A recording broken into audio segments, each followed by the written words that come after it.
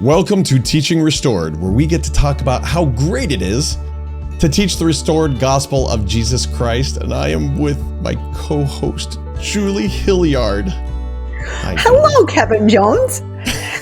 How's it going? Great. So, Julie Hillyard, does anyone do that to you? All the time? No, you know what? Though when people don't know how to spell my name, I have to say it's like a hill and a yard. Oh, yeah. Nice and So easy. it totally works.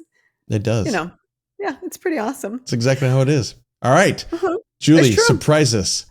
Amaze us Okay. with what you've been thinking about lately. Let me tell you what I've been thinking about. Okay. So remember how recently we talked about that limited series that they're doing Yes. on Why Religion about teaching. So I was listening to one a little while ago with Anthony Sweat, and he brought up these 7 hungers of learning. And I'm like, what? Okay. So this is how he described it. I loved this. I thought this was awesome. He's like, you know how when you go into your house and your mom's like cooks something super yummy and you're like, oh, that smells so good. I didn't even know I was hungry. And then next thing you know, you really want to eat whatever it was. Yes. And he was talking about some of the things that we can do in our classes to create that kind of hunger for learning. I like that. Isn't that awesome? Great concept. Yes. So I'm going to go through and I'm going to read all of them. I'm going to list them. And maybe this is something that we could put into the show notes just so that people can see this list, because it's a really great list. And then we're going to talk about one of them and only one. Okay. Wow. So his list, number 1, challenge an assumption. You love that one because you love doing that, right? Yes, I do. Number 2, give them new knowledge. So something new that they've never heard before. Number 3, inspire a sense of wonder or awe. So like something super cool. Number 4, share something that you or another person are super passionate about. So it says share something personal. Share something personal. Gotcha. Or something that you're passionate about. I was like, why does that not look right? Because when you share stories, when you share things that you're enthusiastic about, it's almost contagious, right? And they want to learn more about it. And when you share personal experiences, people are kind of drawn in. So number 5, I like this one. Give them a problem to solve. Okay. And it says it may be a problem that they actually have or a hypothetical problem that they might be able to relate to. And I thought about this, how I learned from my friends Greg and Brad Gillespie that real play is always better than role play. And so the more frequently you can take something that's actually, being experienced by someone in that space, the better it is. And so give them a problem to solve. So what problem does the person in your class have, or the kid in your family have, or whatever, and actually work through the problem using a principle of the gospel. Number 6, give them an action to take. And you talked about this very recently in a podcast where you talked about how the plain and precious truths of the gospel we're invited to have an experience with them. That's the way that the gospel of Jesus Christ works at its core, is that we are invited to take action, that we're invited to experiment upon the word, that we're invited to have an experience with every principle of the gospel, right? Right. So that's number 6. Number 7. And this is the one that I want to talk about today. Okay. Give them a new perspective that they've never seen before. Okay. I like that. So what I would like to talk about is the value of different perspectives. So Kevin, tell me a little bit about why it's valuable for us to try and look at things from different perspectives. Just basic. Like, what's the value in that? Well, it's almost inherent in that phrase, almost, really, because when you said that, the first thing that I went to was some of the business ideas I've had. Yeah. I've had only because I took 2 things that seemed not connected and put them together and thought, wow, that's That's an interesting combination. Holy cow, that could really work. That would be really neat. And it was from a totally different perspective. Everyone is thinking about X in one way, Yeah. but you come at Yeah. it from a side one, totally different direction, and you realize, wow, that could be used this way. So it's really, it starts kind of branching off and that one thing has more uses now, or can reach more people, we might say. So what I hear you saying is that when we look at things from a different perspective, all of a sudden our view of the function of it, the purpose of it, the use of it, the application of it broadens, I like that. Yes, right? that's a great way. Yeah. Excellent. Can you think of anything else? What are some other reasons that it's valuable for us to try and see things from different perspectives? For ourselves, we sometimes need to get out of our own heads, need to see things from a different perspective to be valuable to us. Sometimes, Okay. if we have the same perspective as we did as a child, then Yeah. it's hard to grow. If we understand one thing the same way from childhood and we don't grow in that, then we're missing out. I was just listening to, was it a podcast? And we've all had this experience. And he just basically said, you can read the Book of Mormon and it says what it says and you can relate to it, but then you get married and you have children and then you read the same passage and you're like, wow, Yes. that is totally different, right? So for us Yes. to grow, we need to have those different perspectives. Yes. Okay. So I love that. The idea is that growth comes from seeing things from different perspectives. And when you say growth comes, it's like your view of that thing is expanded. It starts to actually morph and almost look different to you sometimes. Yeah. And I love what you were also implying, which is that when you get stuck in your own myopic view, sometimes we're content with that, right? Like sometimes we think that we understand something and that our way of seeing it is the way of seeing it. And it's not that we're not open to other perspectives. We just don't even know that there's something else to consider. Sure. Yeah. And I think with the gospel, it's that way a lot. That Mhm. sometimes, especially if you grew up in the gospel, you don't necessarily know that there is a different perspective to consider. You just accept what you see as truth and the way that you perceive truth as being the only way to see it, right? It's like, Correct. it's almost like by saying there are other perspectives that we're saying that stuff in the gospel is negotiable. And that's not at all what we're saying. We're just saying that sometimes there are different ways to view the same thing, right? Yes. Wasn't it Uchtdorf that was giving a talk and he related the idea about the guys who were like there was an elephant and one had I know the story. Yeah. the leg and he was like, oh, this is such a great tree. I Right. love this tree. What a wonderful tree. And another had the trunk and he's like, oh, this snake, it's magnificent. Da, da, da, da. And I think that sometimes when we get a little bit myopic, we might not actually even see truth. Like it might be morphed in our minds. Is that fair? I think so. I think a lot of times I had never thought of it quite that way, but now I can recognize that sometimes when I learn truth, I think that's the truth. That's it. Yeah. That I learned it, right? And I've got it, and it's not always that way. There Right. are different perspectives on it. Huh? Good. So, and part of the reason that I say that is because, and I have a specific kind of thought that's going in my brain right now, but like think about how that idea might relate to some of the things that we study about church history or some of the things that we study about Sure. social issues and how they marry with principles of the gospel. So, okay, so we won't argue that there is value in trying to look at things from different perspectives. Here's a question. What does it actually mean to perspective take? Like, what does that require of you to try and take a different perspective? Like, walk me through what has to happen in your mind for you to consciously take a different perspective. I have to get out of my own shoes. I have to. Okay. I don't want to say disregard my view or my perspective, but at least be willing to accept that there is another perspective. I guess that's the first step, right? Yeah.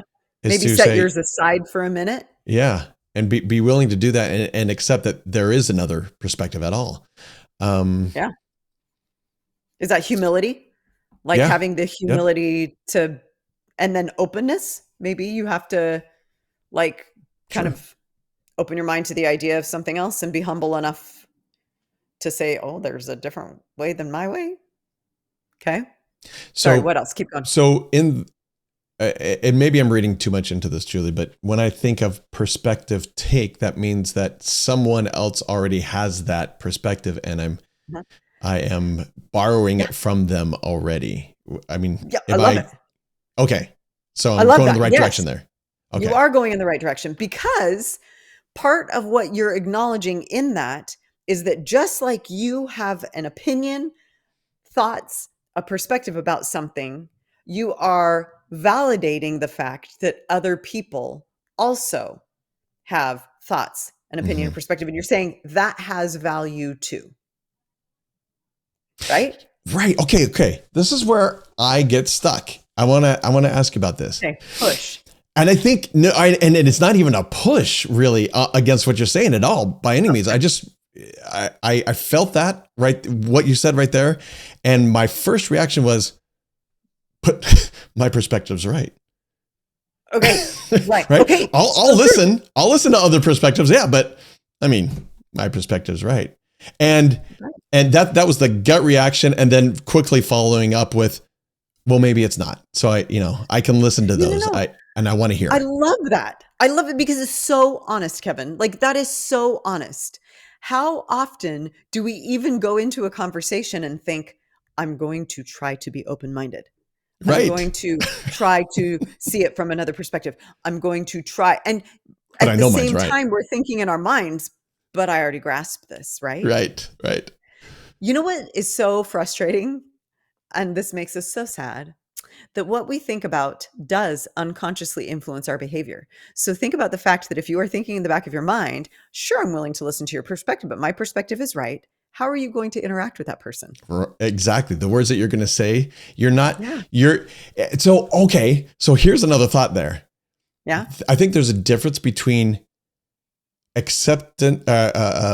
perspective taking and Uh-huh. perspective accepting, Accepting. Absolutely. right? Absolutely. Yeah. Just because, but what's the difference? Tell me what the difference is. So I would say perspective taking is almost taking on and feeling how they're feeling and really doing it. Except perspective acceptance is just saying acknowledging is basically what it is. It's Uh-huh. Uh-huh. acknowledging. That's all.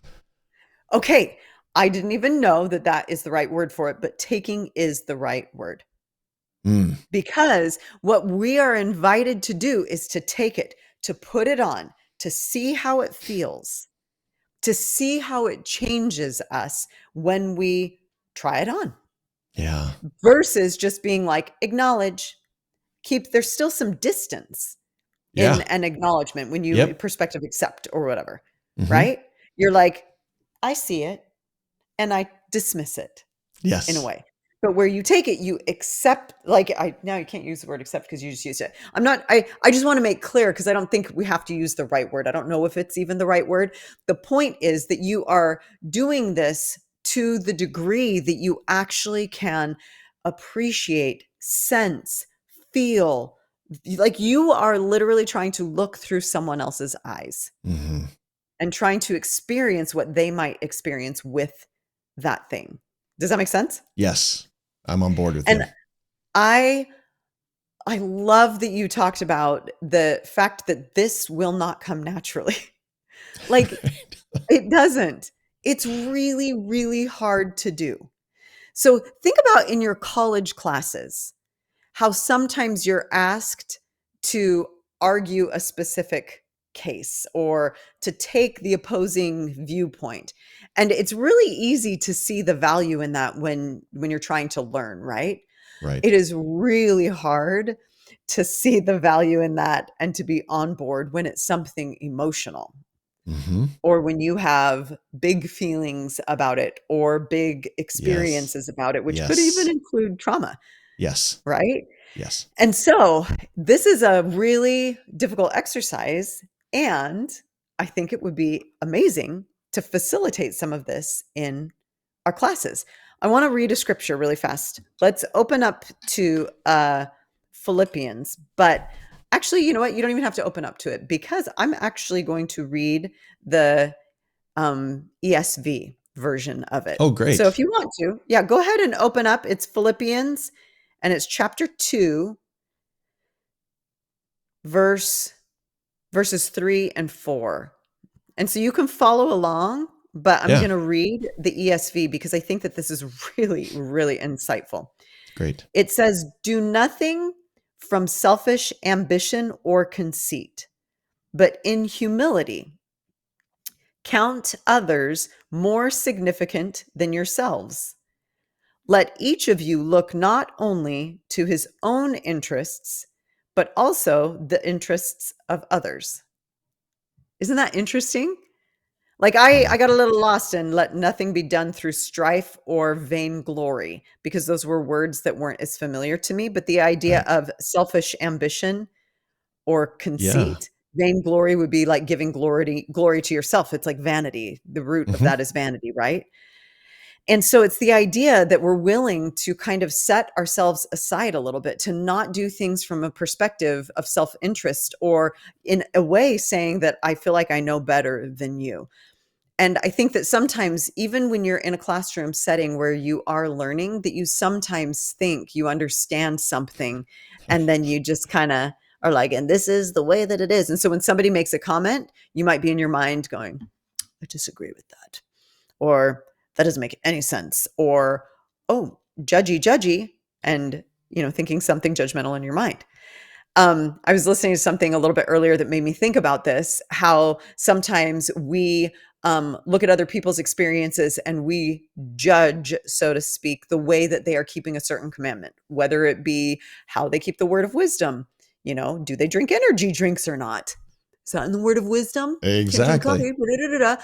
Or, oh, would that outfit allow them to wear their garments? Do you think they're wearing their garments? I don't know if they're wearing their garments. So some of those sideways things that we do, where we're judging other people's interpretation of a principle of the gospel, or judging the way that they are choosing to live a principle of the Hmm. gospel, is part of what you can kind of attack through perspective taking.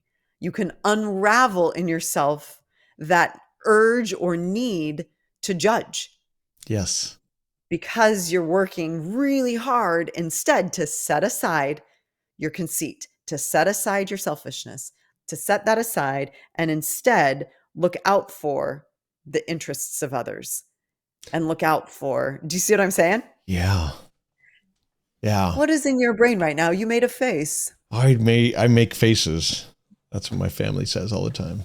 I You know. made a I want to know face. what thought went through your head that caused the face. Wow. As you say this, my gut reaction to not judging is, okay, I'm human and I judge. It's going to Yeah. happen, right? Yeah. Then I thought, okay, what could replace it, so that I'm trying to think of another perspective. And the thing that Yeah. came to my mind, and I haven't developed this and thought this through really, is, Sure. okay, they are doing something, let's say they're doing something differently than what I understand or what I do.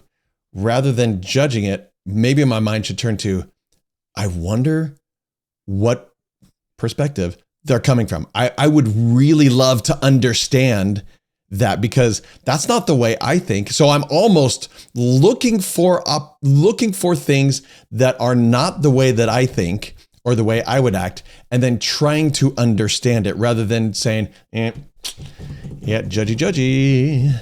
Yeah, that's not the way you should do it, because the way I do it Right. obviously is the right way. Right. Kevin, that was like a drop the mic moment. Like what you just described. Think about it. You said, is there a way to replace this human instinct of judging with a different behavior, a different kind of thought pattern? Yeah. And yes, there is. You just identified it. It's to get curious. Yeah. Instead of judging, say, I wonder what they're seeing that I'm not seeing. Yeah. Right? I Yeah. had an experience at work the other day. I went into a conversation with what I thought was going to be kind of a disciplinary conversation, right? We had this behavior that we were observing in an employee, or actually not observing, hearing about in an employee that was causing some issues in the practice. And we're like, okay, what are we going to do in this? Because I sometimes do consulting work in dental practices. We're like, what are we going to do with this? And it was so interesting because I was talking to the manager. I don't work in the practice every day. I come in and I help with difficult conversations, right? And so I'm coming in totally blind, and I'm talking to the manager, and she's relating all of this stuff to me. And as we talked further and further, we're like, we don't need to have like a discipline conversation at all. What we need to have is a perspective conversation. And so we made the decision that instead of going in and saying, this Mm. is what we're hearing and this is the corrective action and blah, blah, blah, and talking through what needed to change, we wanted to go in and like try and understand it from her perspective. That's literally the words that we used. You know, hey, this is what's being said. Help us to understand from your perspective why this might be something that's being brought to our attention. And Instead we of ended up accusing. having, instead of an accusation, Right. which in, professional setting, that's an odd thing for a manager to do a little bit. Like it's a little bit counterintuitive. You're like, there's a problem. If there is a problem, I'll solve it. That's what you think your Oh, manager that was good. did. I'm sorry to anybody who was not born Nice. as old, long. I know. Thank Yeah. you. That's good. Anyway, that's a little bit like counterintuitive. You're like, let's solve the Right. problem, let's fix it, blah, blah, blah. But instead, we went and we actually discovered that we don't think the issue was with her, Mm. and we're like, oh, that's such a different way of seeing it. And it actually clarified and muddied the waters at the same time. But it was great because instead of going in and having that kind of bite us in the hiney a little bit later, we went in seeking a different perspective. And Right. I will tell you right now that from experience, I do know that doing this actually can help you save face a lot because we make a lot of I assumptions could that make us see look like that. idiots, Yeah, that's a really good point. That's a really good right? point. Yeah. Okay, so let's apply this to being a teacher. And that same thing that I just said about how seeking different perspectives can help you save face a lot is also true when you are teaching, because one of the things that we fail at because we can't possibly know every person's perspective and experience is that we sometimes offend in the way that we teach things. We sometimes hurt feelings. We sometimes say things in a way that doesn't come across the way that we intend. We sometimes leave things to misinterpretation. And it's not because we've done a bad job. It's not because we use the wrong words. It's not anything. It's because we are not able to see every person's perspective. Sure. So the value in number 7 is when you seek additional perspectives and invite additional perspectives, then you are learning with everybody and conveying a sense of humility and saying, I really recognize that I don't see everything that you all see. So help me see what you see. Right. Right. So, what are some ways that we can do that? Like, what are some ways I Mm. think that we can just say, help me see what you see? And then I have I have some suggestions that are a little bit less traditional. All right. So the first thing that I thought of was saying exactly that. Getting Help me see what you into see. maybe a class and saying, all right, this is the way I see this. My view, my guess is that you probably don't all have my view on this. Right. I want to hear your view. What Yeah. how do you see this? How would you Yes. react to this? And why is that? And just let everyone say their different things and learn each other's. And that's really interesting. Well, why would you think that? Why would you do Yeah. that? And they may say, well, why do you think that? And you could say, well, I could open up to the scripture and it says this right here. So that's kind of what I'm basing it off of. And they say, well, I'm looking at this scripture and I'm basing it off similar, but different than Right. what oh, really? Oh, okay. Yeah. And allow them, in fact, seek for their perspectives. Yes. I love that. That when you literally say, This is how I see it, but I imagine that not everybody sees it the same way. Like, Yeah. and I think that a really great place to do this is when you're talking about application too, right? When you're Sure. saying, I Yeah. could see one way that this would play out in real life, so to speak, Mm-hmm. and saying, what about you? Like, how should this play out? How could this play out? Let's hear, because that's sometimes where the judgy comes in too, is in how you actually practice a principle. Yeah. And so maybe even getting it to the point where you're talking about more than just the principle. Because I loved what you just said, where you're like, this scripture, oh, I see, I read this scripture and saw something a little bit different. Or wait, I had this experience and this isn't like necessarily how I would interpret that based on this experience. And oh, what about this? That's awesome. And taking it a step further, if you can get them to the place where they're talking about application specifically, that wouldn't work for me, or that Mm-hmm. wouldn't come naturally for me to do it in that way. Right. Right? And inviting different perspectives in that way. Right. I love it. Mm. Any other thoughts come to mind as to how you might do that?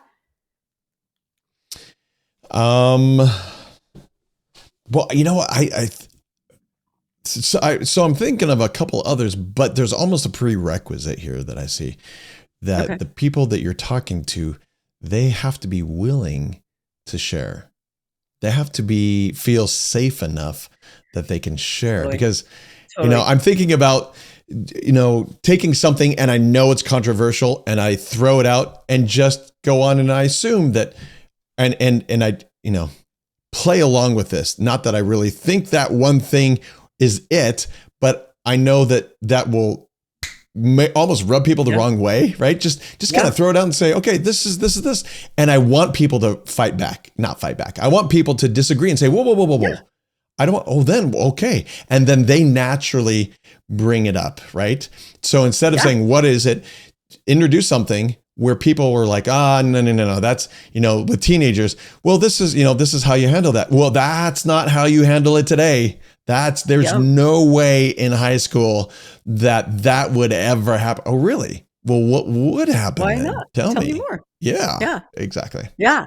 Okay. So almost inviting disagreement. Is that what you're saying? Mm-hmm.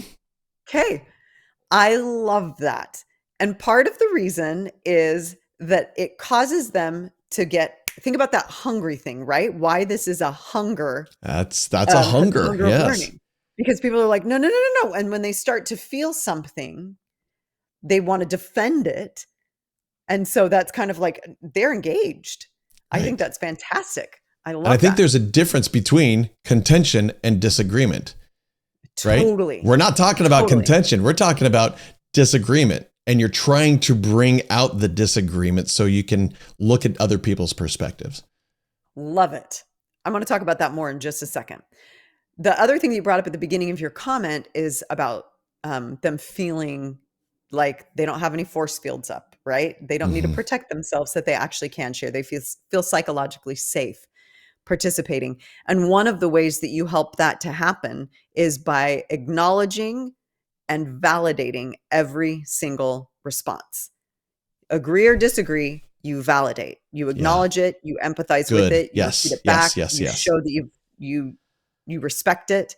And so you have to model that for some time in order to be able to have that, kind of more open dialogue. Yeah, the other thing is, as soon as you say that was dumb, that's a dumb way to look at it. Yeah, that's gonna shut it down. Yeah, try again. Or if you get defensive, like for example, you say something and then somebody's like, well, wait a minute, and you're like, well, that's not what I meant. What I meant was, and they see you kind of wanting to defend your perspective, then they feel the need to defend theirs. And that's an indication that you don't feel super comfortable with the dialogue. Right. So you got to earn the privilege of that, kind of inviting somebody to take another perspective and disagree with you. Yeah. Right. So is every perspective going to be represented in your class? It can't be. No way, Jose, right? It can't be. So how do you handle that? Like, how can you get other perspectives of people that aren't there? Can you? I don't, well, maybe that's a goal that someone may want, but you don't have to get every perspective, No, you don't. You right? totally don't. But let's say, for example, you want to help people understand that there are other ways of looking at Okay. this, and you want to help them develop a little bit of understanding for Right. maybe a minority group or Sure. something like that. Yeah. So in marketing, what's common to do is to create a persona, to say, who are we marketing to? Who are name them?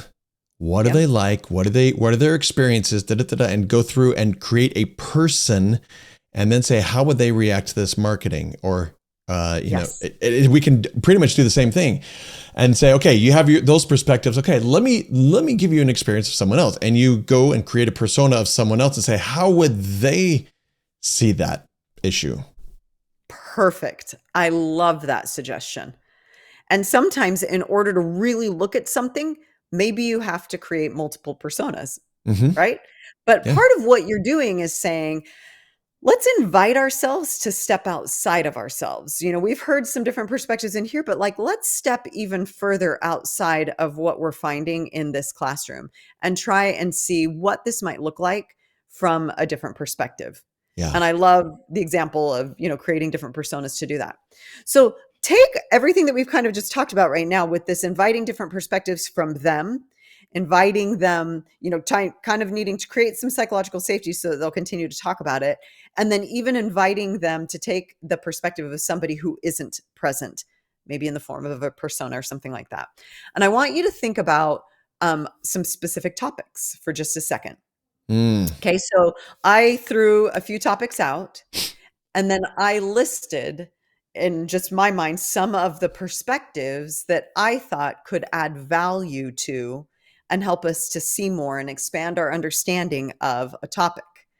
And then I made a list of those. So for example, let's talk about the topic of God's law. Okay.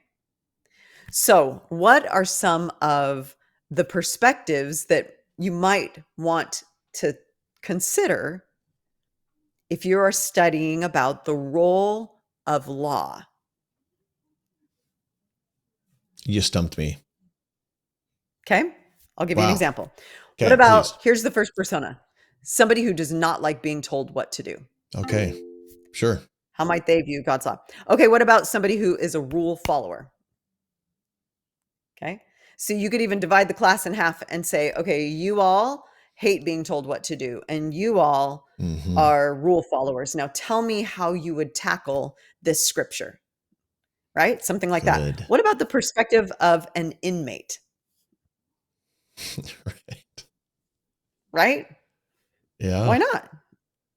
And argue for the role of God's law. What about from God's perspective? See what That's I'm saying? great. Yes. Yes. I And love so you have this. a discussion like that. Okay, so now here's another topic. Let's try another topic real quick and see if we can come up with a few. What about grace? The topic of Mm. grace. What are some perspectives that might help us, even personas that might help us to expand our view on grace? Three came to mind real quickly on that one. First Okay. is just regular LDS perspective. Okay. You are who you are. Tell us what that is, what that's like. Then you take an Mhm. evangelical perspective on that, Excellent. right? Yep. Then you take Yep. someone who has gone through really difficult times in their life and is just learning about God's love and grace and Awesome. Awesome. understand, and how do they see it from an experiential level. So those are the three Like a that, recovering addict, yes, for something example. like that. Yes. Yeah. Yep. Someone who's been through Okay. something really traumatic and has Yeah. been healed because of grace. Excellent. Excellent. Okay. Any others that come to mind? Those are excellent ones. Not off the top of my head. Those are the Okay. first three. What about a lawyer? Mm-hmm. Mm-hmm. Grace and justice. Sure. Yeah. So that's another one, a Yeah. justice lover. So, okay, excellent. I mean, those Yeah. are just suggestions, right? Yeah. Let's think about another one. What about the topic of family? Oh boy. Yes. Yes, yes, yes. Okay.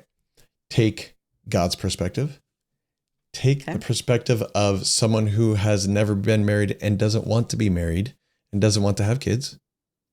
Take Okay. someone who the same but has always wanted a family. Mm-hmm. Take someone who has come from an abusive family Mm-hmm. and how they see the role of the family. Mm-hmm. There are four. Someone There we go. struggling with infertility, Yep, they're great. someone Yes. divorce, going through a divorce right Mm-hmm. then. You know what I think would be really neat in doing this? This is more on an application level.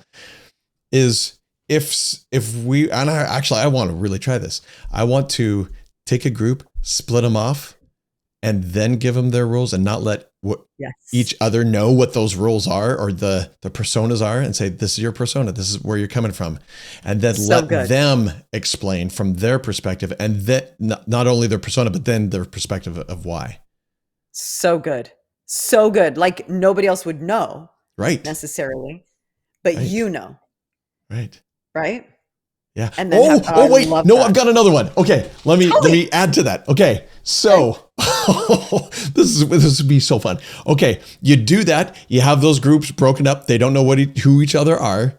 And then you come back and you make a statement and you let them start really arguing for their, no. That's no. This is the way I see it. No. Well, of course you wouldn't see it. Well, that doesn't make any sense. And then after that, give their personas and then realize, oh, that's why you were thinking that. Okay, Yeah. now I get it, right? Because Now at it first makes they're thinking, well, my way is right. right. This is Right. the way it should be, and that's a great way to show them, just to explain this principle right here that you're teaching in this episode. Yep. From a different perspective, it looks completely different. Yeah. Right. I mean, I even thought, so go back to family for just a second and add the complexity of someone who has same-sex attraction Sure. or Yeah. is, transitioning in terms of their gender Right. or has a sibling or a son or daughter or whatever. Take the perspective of someone whose child left the church, someone whose child committed suicide. Like I just can think of and all of those can't be represented, but man, if you're doing what you described and you don't like take it out of the game, no game, you're having a conversation with somebody, you are quote arguing your perspective, not knowing what they've gone through. Think about how devastating and divisive that conversation has the potential to be. Yeah. You're right. And so part of what you do the minute you know something about somebody else is you shift how you're talking about it Mm-hmm. automatically. Like you're more Mm-hmm. sensitive, you're more compassionate. And so part of what you're trying to train up through this exercise is automatic compassion and sensitivity and perspective and willingness to do what you described a little bit earlier of just, oh, get curious. Like, I wonder if there's another way of looking at this, right? And then think about how that plays out in our ability to live our baptismal covenant in Mosiah 18, right? To mourn with those that Yeah. mourn, to Yeah. comfort those that stand in need of comfort, you Right. know? I loved and was so actually touched by what I see as the potential of this type of exercise to change people's hearts in a classroom, to change how I we can look at see it. certain principles of the gospel, Yeah. right? Yeah. And to help people be hungry like you, I think that would be a very engaging experience to try and do. And like you pointed out, there are a number of ways that could play out, be it through some kind of a game, an activity, having people do kind of a blind study, if you will, and not know what the other people's personas are, assigning personas, dividing the class in half, dividing it into different sections, giving each group an assignment, giving you name it. Like there are 100 ways that you could do this. But the point is that we ought to be inviting ourselves and everyone in that class to try and see what other people see, to get out of our own selfishness and conceit, enough to try and really value what other people have to add to our understanding of the gospel of Jesus Christ. That's so good. That reminds, when I was on my mission, I remember sitting with someone, and I don't remember what religion this is. I wish I should probably look it up, but they said that their prophet or their God or whatever was born out of the side of the mother. And I thought, well, that's kind of weird. And then the immediate thought was, yeah, but yours was born of a virgin. I went, oh. Good point. Interesting. Wow. And my perspective completely changed about that person. Went from judging to like, to, good point. How does mine sound to them? How is my miracle more valid than their miracle? Right. Yeah. It was totally different perspective. I love this. This is so good. I almost want to just grab a whole bunch of adults and youth and put them together and do an exercise like this. This would be so much fun. Me too. Party time. I can't wait to teach next. I don't know when that is, but I can't wait to teach next. Okay. So what is your takeaway? If you're going to say, okay, everyone go do this, what would you suggest people do? When you are preparing your lesson, find a place to invite different perspectives. And this is what I would do. I would take your topic, and as you start to prepare it, think about a whole bunch of different divergent or varying perspectives that you might take. I think it will also actually change the way that you prepare a little bit. Yeah. And so it's something to consider. Whether or not you do the exercise is something to consider in your preparation. But I actually would invite you to do something within your class that invites people to step outside of their own perspective and take another. As we're recording this, Come Follow Me is over section 89. The word of wisdom. Word of wisdom. Bam. Right. Do it. Do it. Right there. It's a little too late because they'll be past it by then. I know. But think about some of the sections that are coming up. Yeah. Oh boy. We got some goodies. Oh, this is just gonna be so much fun. I'm gonna go do this. I like it. If I'm asked to teach. I know, right? I need to go do it. It's awesome. Thank you, Julie. This was so good. I'm seriously, genuinely excited to go try some of these things. And honestly, and not even just teaching, but I got a new perspective of how not to judge, of how to replace my judgy self and just be curious and be excited to learn other people's perspective. Yes, so, I love that. Good. Thank you. Thank you, Julie. I appreciate it so much. All right. So go share, subscribe, and then go find out other people's perspectives and help others learn perspective. Go do it. Thanks for joining us, everyone. Take care. Bye.